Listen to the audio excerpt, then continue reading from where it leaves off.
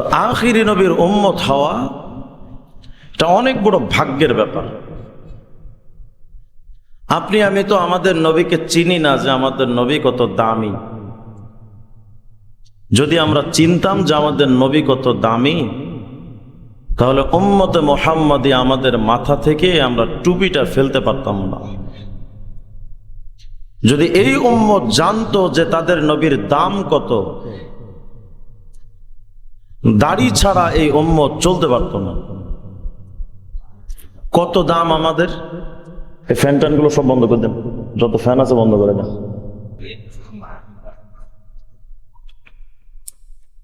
হাফেজ ইমাদউদ্দিন ইবনে কাসির রাহিমাহুল্লাহ তাফসীরে ইবনে কাসিরের মধ্যে একটা riwayat নকল করেছেন। যাকার রাসূলুল্লাহ সাল্লাল্লাহু আলাইহি ওয়াসাল্লাম আরবাআতাম মিন বনি ইসরাঈল। হুজুর সাল্লাল্লাহু আলাইহি ওয়াসাল্লাম বনি ইসরাইলের একজন মানুষের আমলি জিন্দেগির কথা আলোচনা করতেছিলেন যে তার আমল কত ছিল।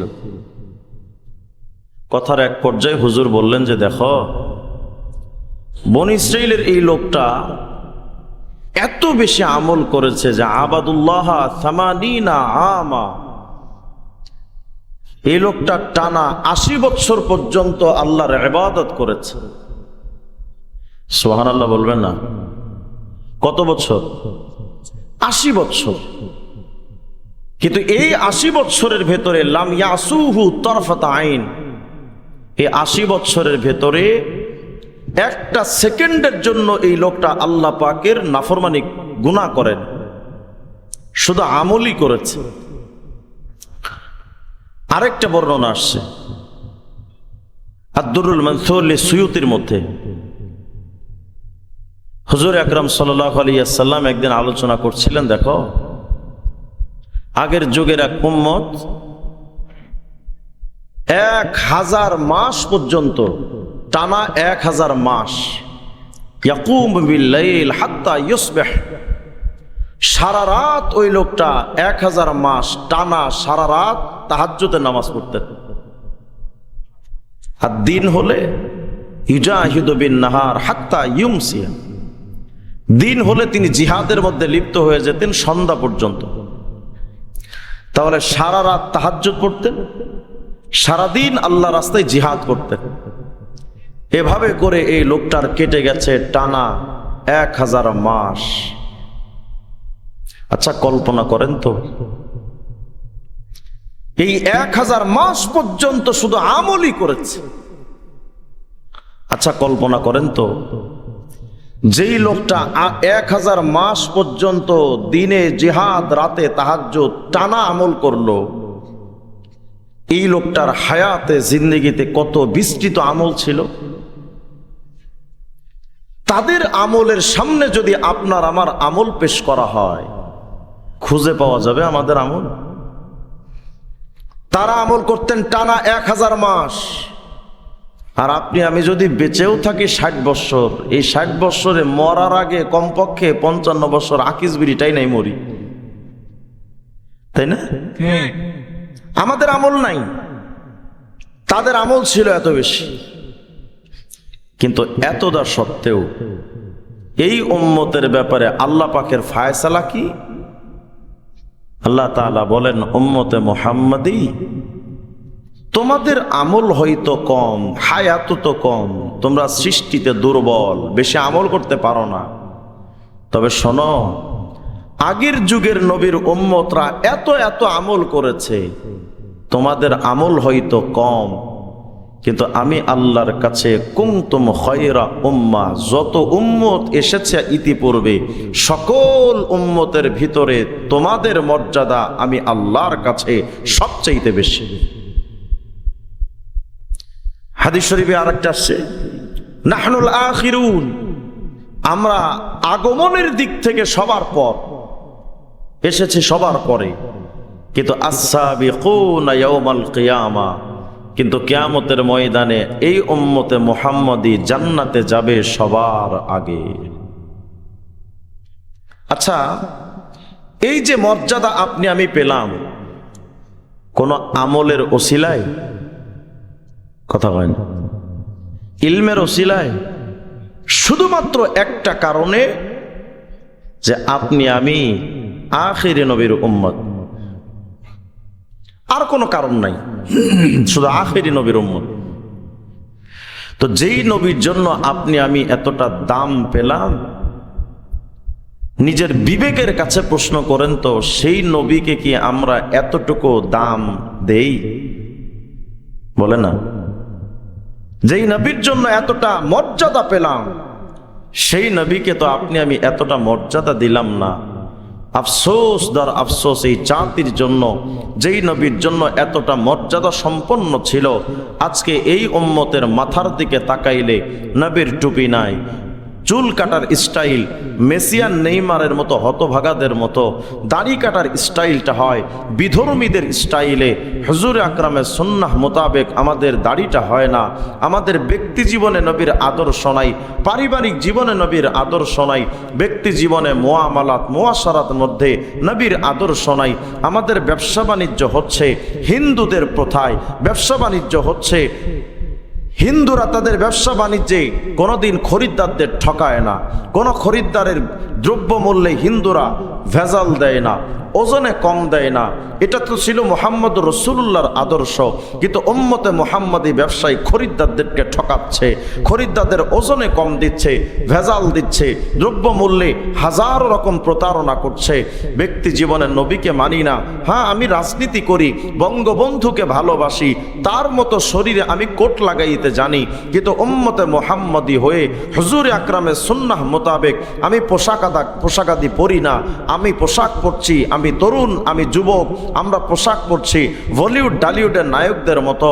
নবীজির সুন্নাহ মোতাবেক আপনার আমার পোশাক আদিও হলো না।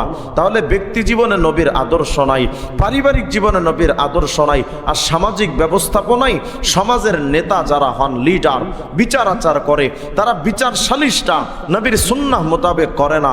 তারা বিচার সালিশটা করছে যেই লোকটা টেবিলের নিচ দিয়ে টাকা দিবে বেশি ভোটের, তার বিচারের সালিশের রায়টা তার পক্ষে দিয়ে দেয়। 7 খুন যদিও করে, টেবিলের নিচে টাকার মাধ্যমে তার বিচারটা ঘুরে যায়। বিচার সালিশের সমাজ ব্যবস্থায় নবীর আদর্শ নাই, আর রাষ্ট্রীয় ব্যবস্থাপনায় নবীর আদর্শ তো নাই। 72-এর সংবিধান থেকে আজকে 54 বছর পর্যন্ত আমাদের বাংলাদেশের সংবিধান, আজকে 53 বছর পর্যন্ত আমাদের বাংলাদেশের সংবিধান আমাদেরকে যা দিয়েছে, গণতন্ত্র, সমাজতন্ত্র, জাতীয়তাবাদ, ধর্মনিরপেক্ষ মতবাদের মতো 4টা কুফরি তন্ত্র এই উম্মতে মুহাম্মাদের উপরে রাষ্ট্রীয়ভাবে চাপিয়ে দেওয়া হয়েছে। আমাদের বাংলাদেশের সংবিধানে আজও পর্যন্ত ইসলামতন্ত্র জায়গা পায়নি। হ্যাঁ, রাষ্ট্রীয় ধর্মের নাম রেখেছে ইসলাম, শুরুতে লিখে দিয়েছে বিসমিল্লাহির রহমানির রহিম, পরম করুণাময় অসীম দয়ালু আল্লাহর নামে শুরু করছি। এই কথাটা সংবিধানের শুরুতে লিখে কি শুরু করেছে? মদের আইন বৈধ করে দিয়েছে, সুদের আইন বৈধ করে দিয়েছে, পতিতালয় বৈধ করে দিয়েছে। কোনো ক্ষেত্রেই তো আমাদের ইসলাম চলে না। আমাদের আদালতগুলো চলে বেঈমানদের বানানো আইন অনুযায়ী। কোনো ক্ষেত্রেই আমরা রাসূলের আদর্শ মানলাম না, ইসলামতন্ত্র কোনো ক্ষেত্রেই আমরা মানি না। অথচ আমরা যখন মরি, মরার সময় আমাদেরকে কবরে রাখে, যখন আমাদের ব্যাপারে বলে বিসমিল্লাহি ওয়া আলা মিল্লাতি রাসূলিল্লাহ, একে রসুলের ধর্মের অনুসারী হিসেবে অনুসরণে এরে কবরে রেখে যাচ্ছি। অথচ এই জালেম দুনিয়ায় জীবিত থাকতে জীবনে কোনোদিন টুপি মাথায় লয় নাই, মুখে দাড়িও রাখে নাই, দেখতে সুকুমারের মতো দেখা যায়। ব্যক্তি জীবনে নবীর আদর্শ মানে নাই। পরিবার তো বিজাতীয়দের কালচার, ওয়েস্টার্ন কালচারে পরিবার চালিয়েছে। সমাজ ব্যবস্থায় সে ইসলাম চায় নাই, রাষ্ট্রীয় ব্যবস্থায় ইসলামী রাজনীতি সে করে নাই। অথচ তারে কবরে রাখি এই বলে যে রসুলের ধর্মের অনুসরণে তাকে কবরে রাখতেছি। আল্লাহর সাথে এর চাইতে বড় ধোঁকাবাজি আর প্রতারণার কিচ্ছু হতে পারে না। আমরা আল্লাহকে ধোঁকা দিচ্ছি। তবে এই ধোঁকা কতদিন চলবে? আল্লাহ বলেছেন, শোনো, উদখুলু ফিস-সিলমি কাফা, ইসলামের মধ্যে পরিপূর্ণভাবে প্রবেশ করো। আমরা যারা এখানে আছি, আমি একজন মানুষ আপনাদের থেকে দেখতে চাই, যেই মানুষটা বুকে হাত দিয়ে এই দাবি করতে পারবেন যে হুজুর আমি 100% মুসলমান। একজন লোক হাত তোলেন তো। ব্যক্তি জীবনেও 100% ইসলাম আমরা মানি না। আর ইসলাম তো শুধু মাথায় টুপি দেওয়ার নাম না, মুখে দাড়ি রাখলেই যে সে 100% মুসলিম এমন না। নামাজ রোজা হজ যাকাতের মধ্যে তো ইসলামের সীমাবদ্ধ নয়। আরে মসজিদে যেমন ইসলাম চলে, ঘরে যেমন ইসলাম চলে, টুপিতে যেমন ইসলাম চলে, দাড়িতে যেমন ইসলাম চলে, আমার প্রতিষ্ঠানে যেমন ইসলাম চলে, আমার মাদ্রাসার খানকায় শরীফে যেমন ইসলাম চলে, রাষ্ট্র ভবনে বাংলাদেশের সংসদ ভবন আর বঙ্গভবনেও তো ইসলাম চালানো দরকার।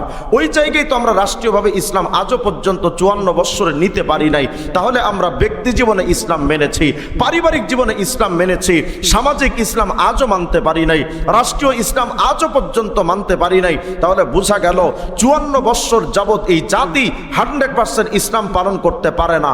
যার কারণে আমাদের সমাজে ইসলাম রাষ্ট্রে না থাকার কারণে চুরি হচ্ছে, ডাকাতি হচ্ছে, হত্যা হচ্ছে, খুন ধর্ষণ গুম চলছে।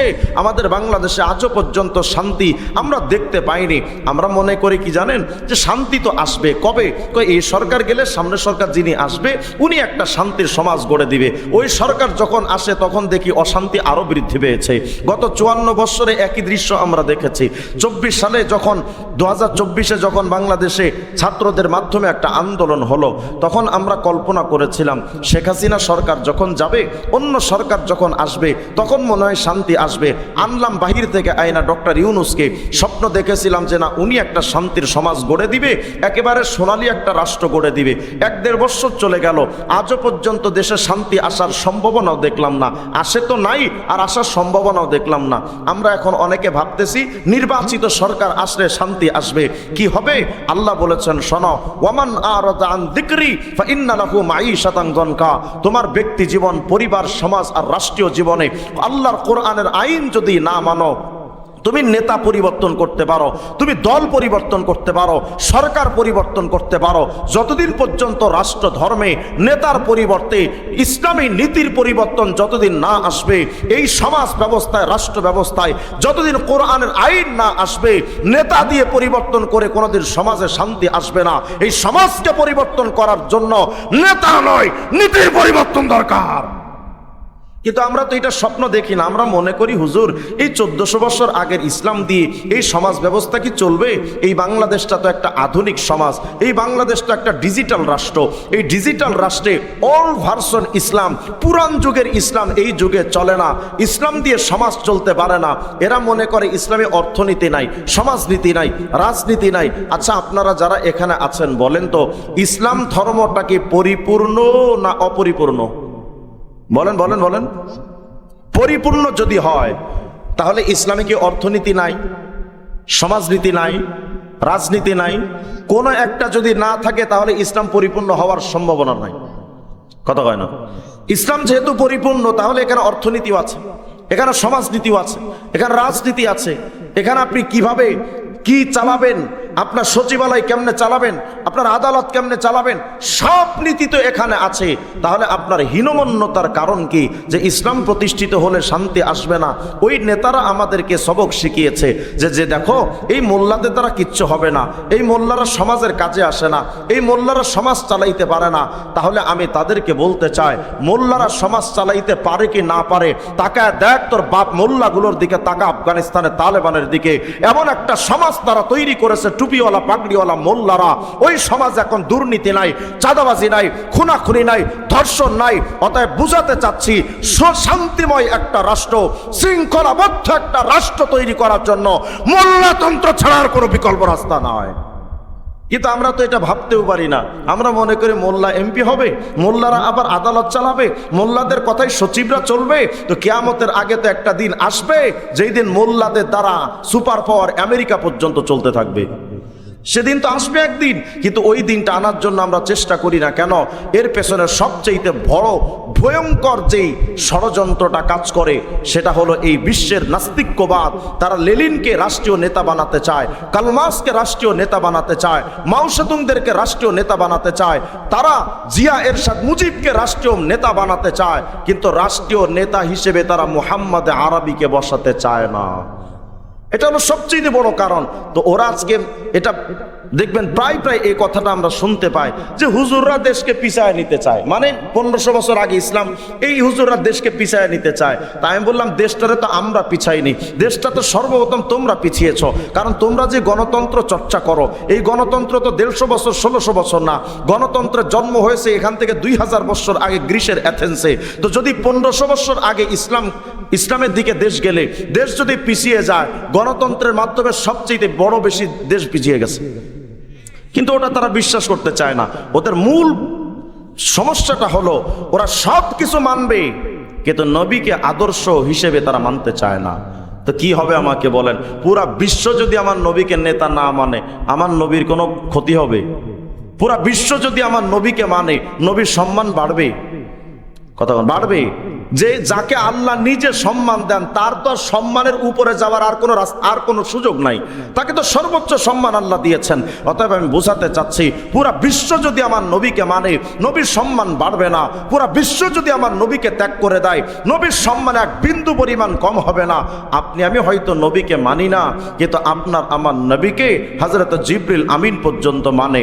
আপনার আমার নবীকে হযরত আদম, খলিলুল্লাহ, ইব্রাহিম, কালিমুল্লাহ, মুসা, রূহুল্লাহ, ঈসা, এমন কোন সৃষ্টি নাই যেই সৃষ্টি আমার নবীকে মানে না।